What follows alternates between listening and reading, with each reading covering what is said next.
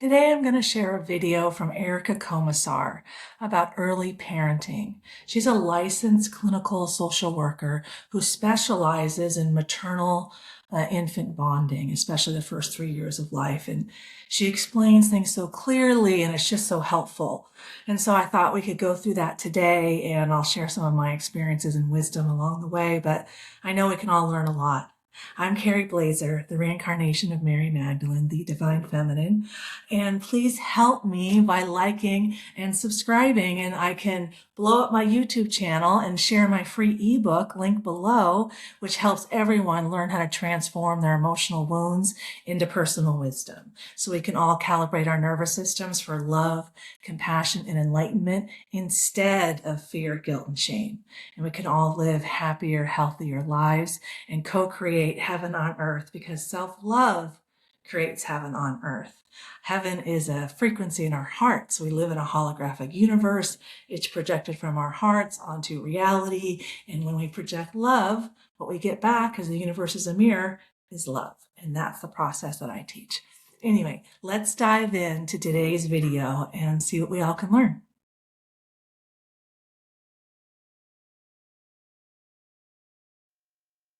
ADHD. Yeah. Okay.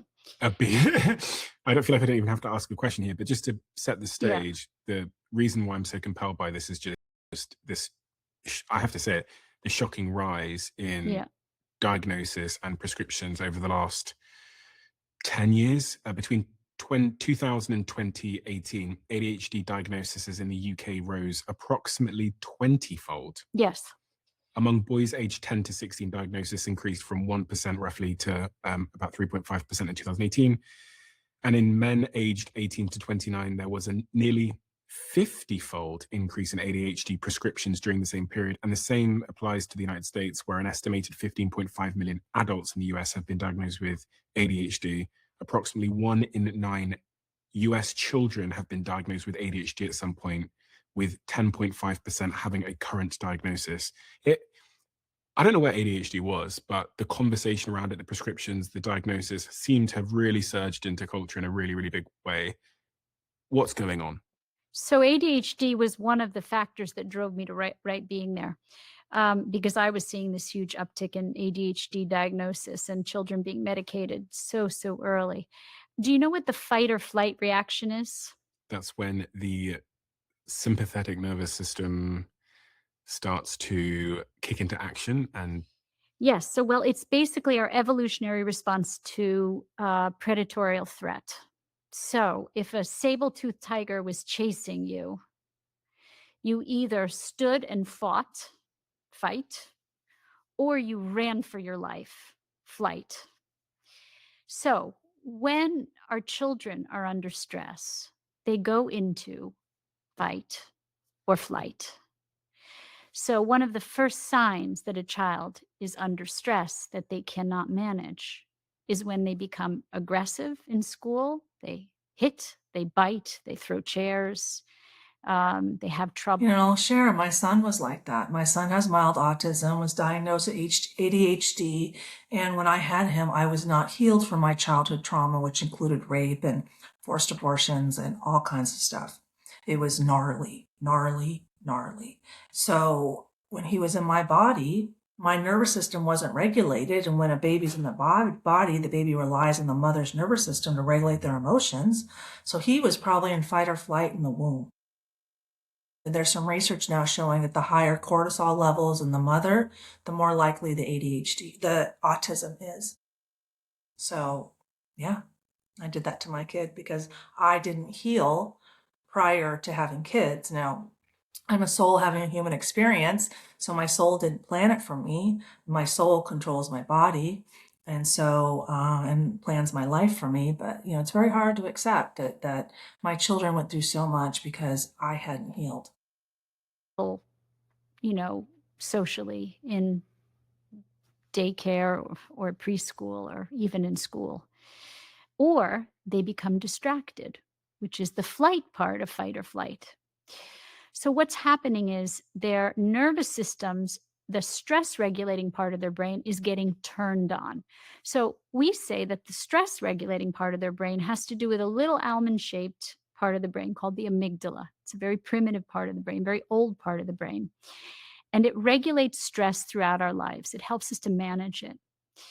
What we know is that part of the brain is supposed to remain offline for the first year to 3 years, which is why mothers wear babies on their bodies. It's why babies stay close to their mothers in the first 3 years, to keep the amygdala quiet and only incrementally expose children to stress and frustration that they can manage. So imagine taking small bites of it so you can digest it, right?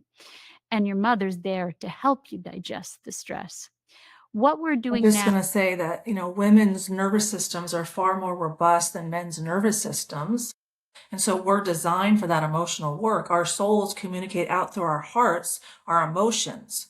Physicists have done tests on this now that our souls communicate via emotions. That's why I always say heart and soul. And the nervous system is regulated by the heart. The heart is a far more complex neurological structure than the brain, and the heart sends far more signals than the brain the other way around. So the emotions get communicated out through the heart, goes up to the brain, and then the brain decides how to respond. And if stress goes up there, then the brain responds with cortisol, the amygdala is activated. But if the mother knows how to regulate her nervous system, then she can model that for the kid. I didn't know how to do that. My mom was an alcoholic. My dad was a workaholic. I had no idea how to do that. And I know that that's common today. Common. by separating mothers and babies, by putting babies into daycare with strangers, is by sleep training babies, all these weird things that we're doing to babies, is we're turning the amygdala on.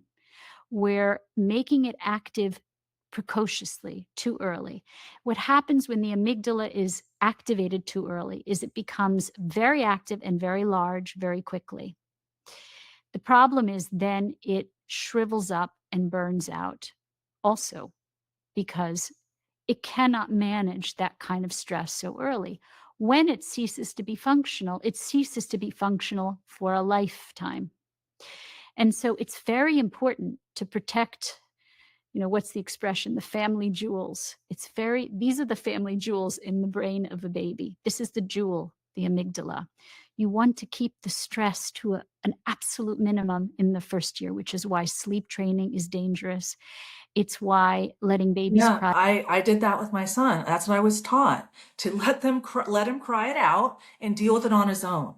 I was so exhausted. I couldn't regulate myself. I couldn't sleep. I was getting sick. And that's what we were taught, to let the babies cry it out. Where did that come from? In the late 1800s, like the 1890s, when they were pushing women into the workforce in the Industrial Revolution, male doctors decided, oh, we'll just put the kids in daycare and put here, and then we'll have more workers, and the kids became workers. This is what happens when we put money and convenience before health and well-being. I mean, in America, we have 6 weeks for the mom to stay home, and then Trump wonders what the problem is. Now, I know he's got a lot on his plate, but this needs to be addressed. I mean, Carolyn Levitt in the White House was hired pregnant, went back to work 4 days later. She's pregnant now. Her Mother's Day photo was holding it, shoving a bottle while typing. How is that putting the child first based on this? When we have all this science, why is that being modeled from the White House? It's a problem. It out. It's why putting babies into daycare, it's why leaving babies for hours on end when they're so very fragile, is so bad for their brains, because it gets the cortisol flowing, which is the stress hormone, but it makes this part of the brain very active. So it grows, and then and ceases to be functional in the future, like a PTSD response. So what we know is that these children are in hyper-vigilant states of stress. ADHD children, hyper-vigilant states of stress. If you stay in a hyper-vigilant state of stress long enough, you go into a hypo-vigilant state of stress, which then causes depression. So what we have now are not disorders. So there was a whole movement to take the D off of ADHD because it's not a disorder. It is a stress response. And instead of asking the right questions, which are, okay, what's causing the stress? How do we make sure that our children are not exposed to this kind of stress because they're going into fight or flight? So the nervous system, as you said, the brain has an on switch and an off switch. The on switch to stress is the amygdala, the hippocampus is the off switch. And you'd say the stress response is in a negative feedback loop. It's actually important. Like, in other words, if a saber-toothed tiger is chasing you, very important that you can activate, right? And run or fight. So the stress response is supposed to be short term. It's supposed to be acute rather than chronic. So we can kind of manifest it, we can activate it. But then it's supposed to be turned off by the turn off switch, the hippocampus. What we're seeing in children's brains is that the amygdala is growing very precociously large, and the hippocampus, which is the off switch, is very small. So we have this problem. As we say, Houston, we have a problem. We have an on switch going full speed, gas, no brakes, and no off switch. And that's causing ADHD, behavioral problems that are hugely rising in children in school, a lot of aggression and violence. I mean, aggression. My son hit someone in a school and he had to leave. I mean, he started biting people and hitting people. He was biting me at certain times. It was gnarly and I didn't know how to deal with it. Oh, he's the problem. Hang on a second. The problem was that I was raised to be a modern woman who worked and didn't stay home with her kids. That's the problem. I mean, wow. My youngest daughter has an eating disorder. My older daughter has ADHD. And my older daughter, I almost died after she was born because I went back to work after 3 weeks. And then I got bacterial pneumonia, became septic, spent 2 weeks on a ventilator in ICU. So as an infant, she got a primal wound and internalized that as mom's dead. And I'm sure my son probably had a primal wound too, because I didn't attend at night. He would just let him cry it out. Because when he tried to sleep with us, he tried to sleep with his face on my face and his feet and his dad's back. But we didn't know how to do that. We weren't raised for that, right? Put him in the other room. But I remember thinking with my son, because he's the oldest, the other room in a tiny 2-bedroom condo was like too far away. But it was like I wasn't allowed to. Because then we moved to a different place. It was still 2 bedrooms. So that my daughter slept in the same room as me, right there, right by me. So then they didn't have as much stress like that. And they weren't waking up at night. And I was right there. So that's what's happening. This is a stress response. And again, instead of asking the right questions like, where is this coming from? What's causing the stress? Instead, we silence the children's pain.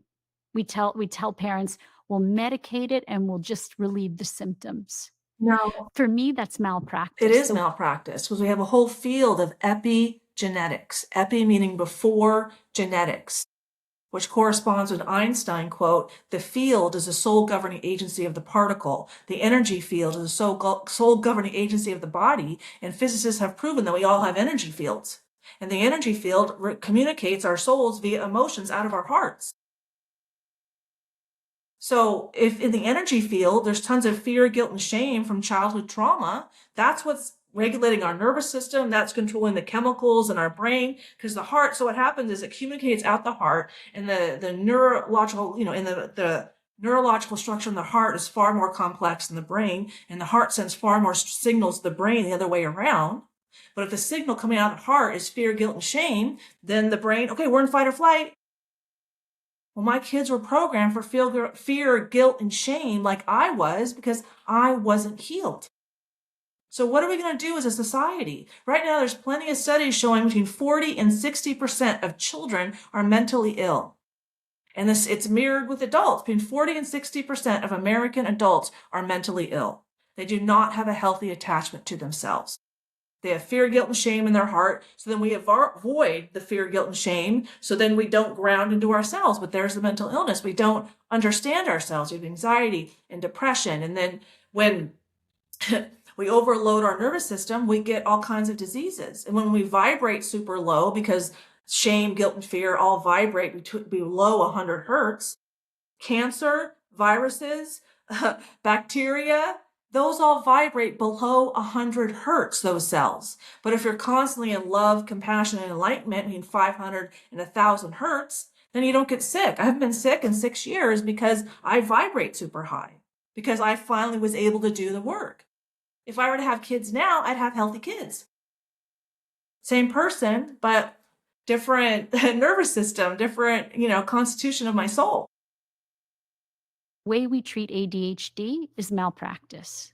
A child goes into fight or flight when they are under stress. It could be psychosocial stressors at home, in the family, it could be at school, it could be with their friends, it could be a learning disability. There's so many things that can cause kids stress. So instead of medicating them, why don't we figure out what's happening to that child deeply that's causing them to go into fight or flight?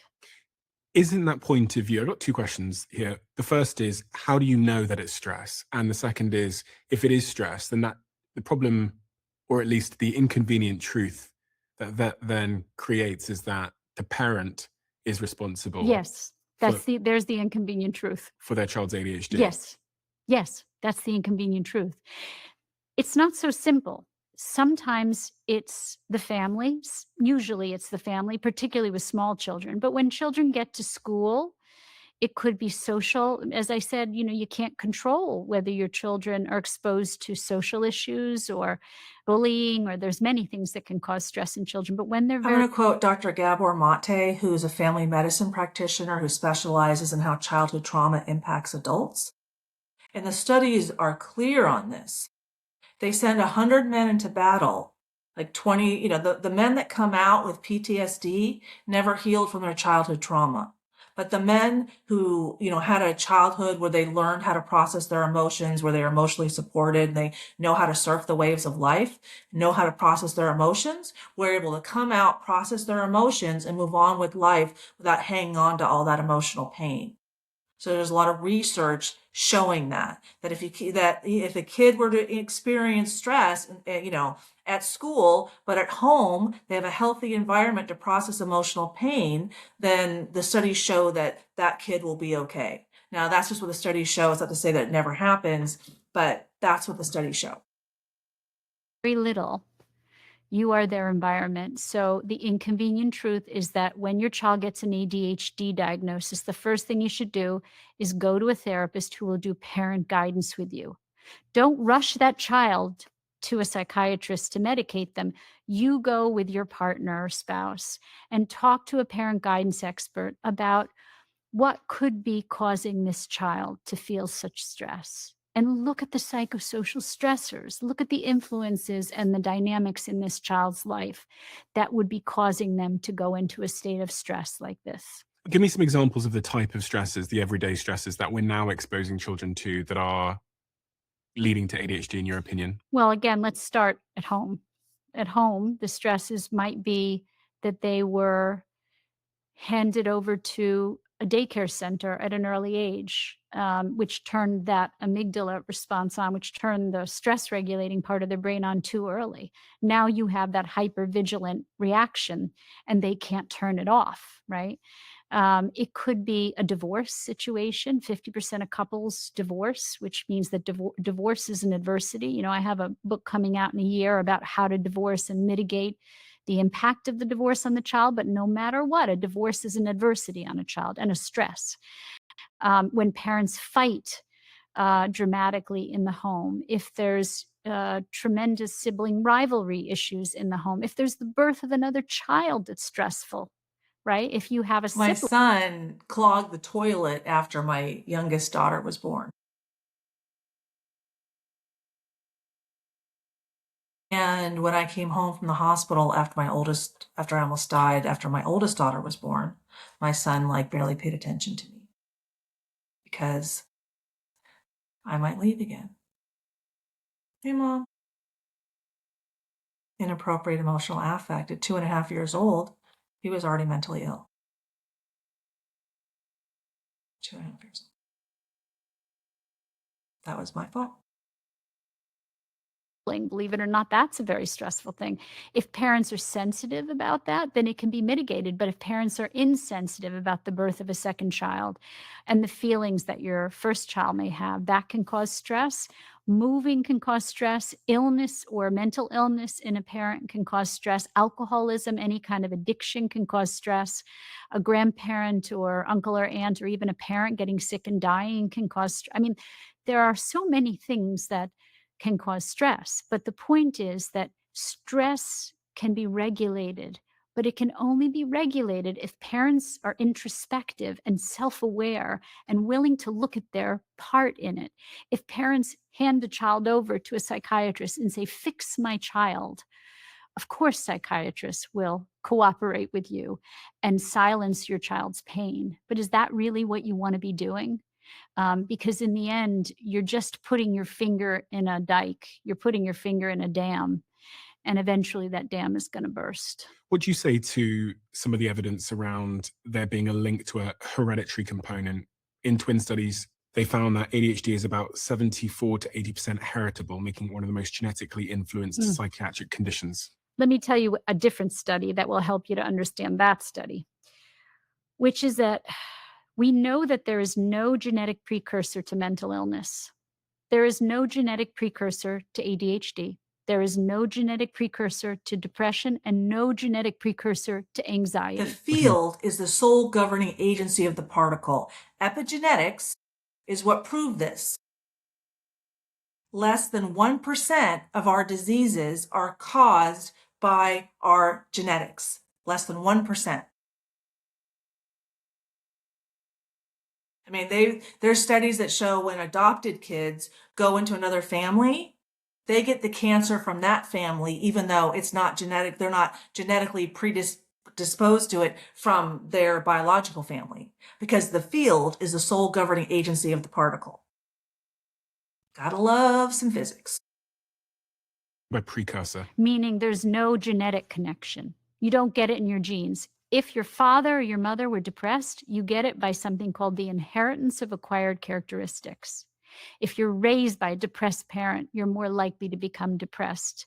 It's the nature-nurture argument. Okay, but what they did find, now, schizophrenia has a genetic connection, bipolar disorder, those have genetic, but the rest do not. Anxiety, depression, ADHD, no genetics. What they did find is a genetic tie to something called the sensitivity gene.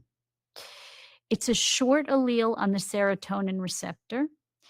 And serotonin, as we know, is used to regulate happy emotions, to regulate emotions, right? So when you have a short allele, it means that you have a harder time picking up the serotonin, but it also means that you are more sensitive to stress. Now, those children who are born with this gene, this short allele on the serotonin receptor gene, they are more prone to mental illness later on because of that sensitivity to stress. I What the haven't looked study- into that gene, but I need to. And I know I'm super perceptive. Like I'm Cancer, and then my node is in Pisces. Pisces is being like the most sensitive sign. So that's why I'm so intuitive, because I pick up on so much information. I kind of sensitive and perceptive are kind of the same for me, but I need to look into that because that's fascinating. shows is if those children who are born with that gene for sensitivity are provided with emotionally and physically present attachment security in the first year, it neutralizes the expression of that gene. So epigenetics means that we're born with genes, like you might have a gene for rheumatoid arthritis or you might have a gene for cancer, but it never gets expressed. Well, we all have genes for something, but they don't necessarily get expressed. That's what epigenetics is. It means the environment has to turn on the gene to make it, let's rock and roll, right? What it showed in this study is that the children who were born with this genetic precursor, this sensitivity to stress, if they had sensitive, empathic, nurturing, and present parents in the first year, it neutralized the expression of that gene. So those children could be as healthy as children born without that gene. If, however, children born with that sensitivity gene were neglected, abandoned, not provided with sensitive, empathic, present, nurturing, it exacerbated that gene. So we know that that sensitivity gene is tied and correlated to mental illness later on, unless the sensitive, empathic, nurturing mitigates that gene. And what do you say to people that point to MRI scans? fMRIs, and there's all kinds of neurological tests now where we can see the brain in action. So it's not a static thing. We can actually see the blood flow to the brain. We can see the electrical activity in the brain. It's amazing, actually. But some people say that this proves that it's the way your brain is. And lots of my friends that have ADHD, when they talk about their ADHD or the way that they are, they say, my brain works like this. No, it's not correct. Their brain is sensitive to stress. Someone with ADHD is more sensitive to stress. So you could ask them questions like this. You could say, are you a more sensitive person? Are you more sensitive to noise, to smells, to touch when you were a child? Did you not like itchy things? Did you cry more? Were you more sensitive when your parents would go out for the night? Were you more sensitive when your mom would go to work? Or were you more sensitive when you were left at nursery school? And they're probably going to say yes. But if they say no and they still have an ADHD diagnosis, I would almost guarantee they wouldn't say no, because people with ADHD are people who are sensitive. Sensitivity is an amazing strength if it's met with sensitivity. If you have a sensitive child, so what does a sensitive child look like? If you have multiple children, then you know, because the first thing I'll do when I give a public talk is I'll say, okay, everybody here, who has a sensitive child? And I describe, okay, sensitive child is a child who cries more, is harder to soothe, um, is more clingy, doesn't like you leaving them, has a harder time separating, has a harder time going to sleep and being left to sleep on their own, is sensitive to things like noise and smells and touch. And if you grew up in an environment that was stressful, and again, you've identified that stress can come in many forms. It could be arguing parents, it could be a neighbor or whatever, some yeah, environmental factor that caused that stress. You were sensitive, you developed ADHD, yeah, you become an adult, you get diagnosed at 30 years old as having ADHD. yeah. You're offered medication, you take the medication makes you much more functional in your career, in your relationships, in your life. It's a stimulant. And so what stimulants do is they can cause great anxiety. They can cause panic attacks in adolescence. They can cause growth issues. So I have patients who come to My me, son young had men. that. See, his dad is only 5'7". My brother's tall, but my son is shorter than my older daughter. He started getting medication in second, third grade because he couldn't attend. And I remember we gave medication and he came home so happy that he could just participate in class. So I gave it to him. And then we left him off in the summer. And then went back in third grade and I said, no, he's got to have it. So we put him back on. So he could have a normal life. But then, yeah, I'm sure his growth got stunted because of it. Who didn't grow because they were put on stimulants when they were young. So in terms of the consequences of using stimulants, the jury is still out, but we know that they cause growth issues, they cause panic attacks, they cause anxiety disorders, they cause depression. They're So quite life-saving. They're quite life-saving for some people in terms of having a... they can be. They can be. So what I would say is if you have tried everything to uncover what the stress is that's causing you to react this way, and you still are feeling that way, then sometimes medication can be a lifesaver. The problem is that we turn to medication in adolescents and children and young adults. We turn to it as a performance drug, because there's so much stress in modern life and there's such a need for people to perform and be successful in their careers and in school and get good grades. There's so much pressure on kids. So, I'm 60 and we didn't have this kind of pressure growing up. And so the generations that follow have so much pressure. That pressure makes children literally go off the rails. We could talk about the academic pressure, the competitiveness, the perfectionism. So ADHD is a bucket. It's a bucket which you throw people in who have anxiety that has never been treated. And there's different ways of thinking about treatment too. So we're a society that likes superficial quick fixes. We like drugs, we like CBT therapy. The truth is that this is not a quick fix. Figuring out relationally, dynamically, what happened to you as a child, what your losses were, what your traumas were, what caused you to feel so anxious, what's caused you to go into fight or flight is hard work. It requires frustration. It requires commitment. It requires going to someone who can think very deeply with you. I want to define what anxiety is because I think it's really important because we rarely define depression and anxiety. Depression is preoccupation with past losses. Anxiety is preoccupation with future losses that may never occur. What do they have in common? It's all about losses. All about loss. And you could say the generations now are very preoccupied with loss. Yeah, I mean, that there's the victim mindset. When you have an external locus of control, oh, go do this and go be this, go be perfect like her. It's all outside of yourself. Then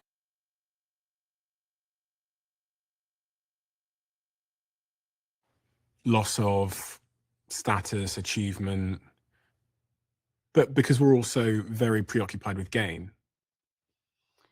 Well, we're preoccupied with what I say I don't want to judge, but I want to say the unimportant things in life. What are the important things in life?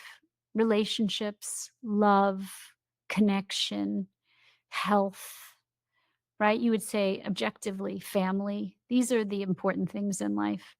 But we've become very preoccupied with material success, money, career achievements, fame.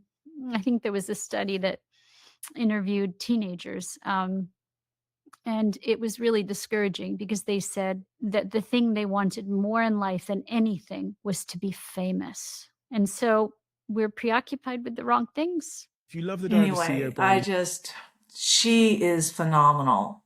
I know he did a whole episode with her, and she's just so helpful. I saw a short by her that was basically saying how you don't say no to kids. How about, I'll bring it up right now because she's just so great.